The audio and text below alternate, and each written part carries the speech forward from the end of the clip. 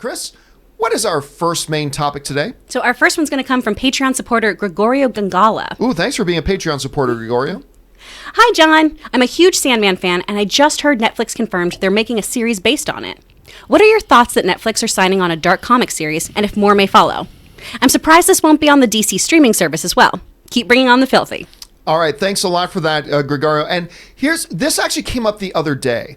That they made this announcement that Netflix is going to do a Sandman series. Now, of course, remember that Neil Gaiman and Joseph Gordon-Levitt, they tried to get a movie going a short while ago, and it looked like that might happen, but it fell by the wayside, didn't work out. Now Neil Gaiman is back, and they're going to be doing a TV show with Netflix. Now, Neil Gaiman did not write the script for this TV series. He got on Twitter to clarify that himself the other day. But still, he confirmed that it's happening, all this kind of stuff. Now, here's the specific story. This is what came out about this. It says, more than 3 years after New Line's failed attempt to turn the graphic novel into a feature film, Netflix has signed what sources describe, get this, as a massive financial deal with Warner Brothers Television to adapt the bestseller into a live-action TV series. Sources familiar with the pact note that it is the most expensive TV series that DC Entertainment has ever done. Not that that's saying a lot, because even their best shows like a Doom Patrol are clearly not that high budget, but still, it's the most expensive one they've ever done. The drama has officially been picked up with an 11-episode order. Rob, here's the thing about Sandman, and I know you in particular were really quite excited when they first mentioned that a Sandman series was coming. But for a long time, much like Watchmen, a lot of people have considered Sandman to be an uncrackable code. It's something that it's great on the page. It would be very, very problematic to try to translate it and bring it to the screen. So let me just put it to you point blank. I know you're thrilled they're doing this, and you got to be happy that they're getting behind it by giving it a real big budget by their standards. But let me ask you this. Can a Sandman series actually work? Can you put this to screen? I mean, you know Sandman as well as anybody I know. Can you put this to screen, and do you think they can do it in such a way that it'll actually work? Sandman is my favorite comic book of all time. It's my favorite comic book series of all time. And the thing about Sandman is, unlike, say, Watchmen, which has a beginning, a middle, and an end, there is an overarching story about the main character, Sandman, but there's individual stories that are of various lengths throughout the 75 issues of the series, and there's a few other spin-off comics.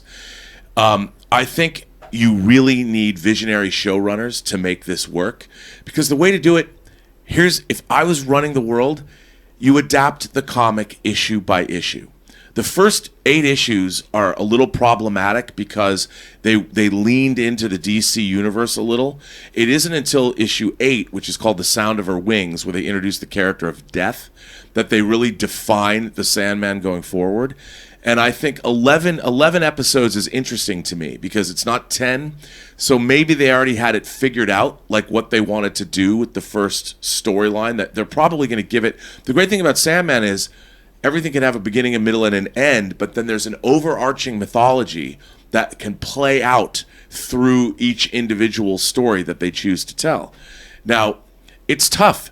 You could even recast Sandman every season if you wanted to, because the comic would have different artists pen different storylines, different arcs, or individual issues.